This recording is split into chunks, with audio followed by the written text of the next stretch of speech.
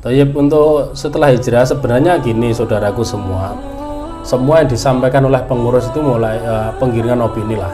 Mulai satu, kalau mati nggak ada yang nyolati, nggak ada yang mandikan.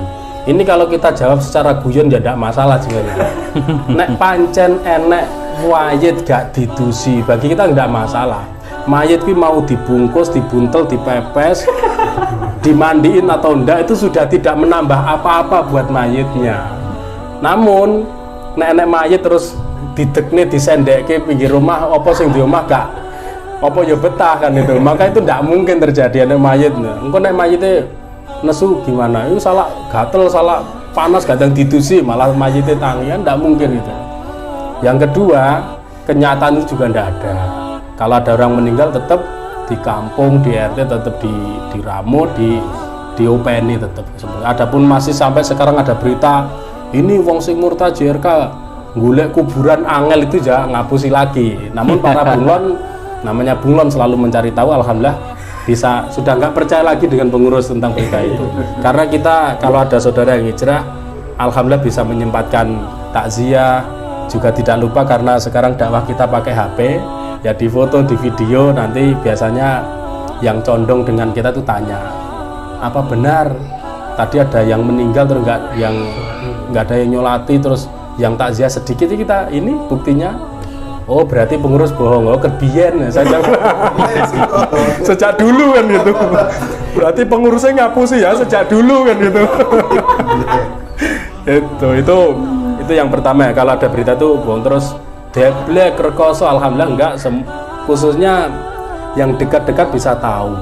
Mungkin yang jauh masih bisa termakan isu itu, tapi yang dekat nggak percaya lagi. Kenyataannya yang hijrah juga semakin Allah paring pertolongan juga, enggak lah, enggak deblek itu enggak.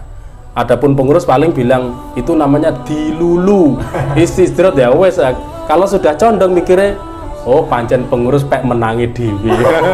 Ya memang sak senengnya ngomong kan gitu loh, sak karepe. Justru malah dari beberapa teman-teman bunglon atau curhatan itu yang deblek kalangan menengah ke bawah yang ada di jamaah. Tarian meneh. Karena pemasukan berkurang kan. Dengan banyak yang hijrah, pemasukan pusat kurang, yang ada ini dipleter terus ya gitu. Terus. Bahkan katanya pembangunan masjid belum selesai, hutang lagi ke pusat untuk pembelian tanah, kesanggupan lagi seperti itu. Ini terus masalah hutang pusat ke saya juga ngalami kaget itu. Kaget. Jadi gini, imam daerahnya namanya si A gitu. Saya pernah suruh ngangsur, itu tertanda imam daerah tuh beda nama.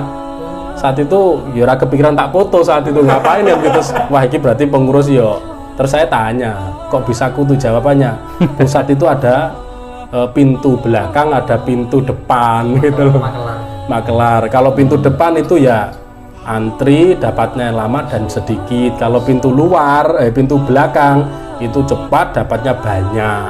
Tapi ya nggak kosongan kan gitu loh. Udah tahu maksudnya nih, ada pintu belakang, walah ya sudah. Sekarang orangnya termasuk ya kaya. Makelaran ya, mesti dibantu dengan uang pusat itu. Kan kasihan di warganya. Setelah hijrah kita ya berita-berita tentang deblek enggak juga, sama saja. Kemudian kalau masalah persaudaraan, alhamdulillah dengan muslim disambut dengan baik. Ya kadang-kadang mikirnya ini. Dulu saya bangga dengan seseorang, saya orang LD 11 itu. Dia cuma bilang, "Oh iya gitu." Sekarang saya mikir, berarti ndek ben kamu batin kowe iki wong sesat ya gitu. Saya sekarang kalau ketemu itu oleh kelingan teringat, wah berarti dulu saat saya kenalan saya orang LD 11, dia mungkin batin, oh kasihan kamu orang sesat ya, mungkin begitu. Kasihan. Dan kenyataannya kalau sekarang kita kenalan hijrah itu banyak orang bersyukur, alhamdulillah saya mas sebenarnya udah tahu sejak dulu. Terus saya tanya, lah kok tahu kok diam saja? Lah kita ini harus diapain nih? Lah mau diapain? Mungkin kalau dinasihati juga enggak mau kan begitu. Ya betul, mungkin kalau kita dinasihati orang luar ya enggak mau. Pilih gelut ya gitu. Enak aja ngatain gue sesat ya, berantem gitu. Mungkin Mas Ardan apa ini setelah hijrah? Kalau saya alhamdulillah setelah benar-benar hijrah itu apa namanya, Allah memberikan banyak pertolongan. Awal mula hijrah pun ketika disuruh pindah, alhamdulillah ada muhsinin yang apa namanya, membantu untuk tinggal di rumah beliau, yang mana masya Allah fasilitasnya juga sangat baik seperti itu. Kemudian alhamdulillah setelah hijrah pun istri bisa beasiswa S2 juga seperti itu. Dan alhamdulillah saya juga sekarang dulu apa namanya ikut orang dalam artian tinggalnya, sekarang alhamdulillah juga bisa qadarullah membangun rumah sendiri. Nah, sehingga doktrin setelah hijrah, deblek, sengsoro dan sebagainya ini, masya Allah itu hanya doktrin.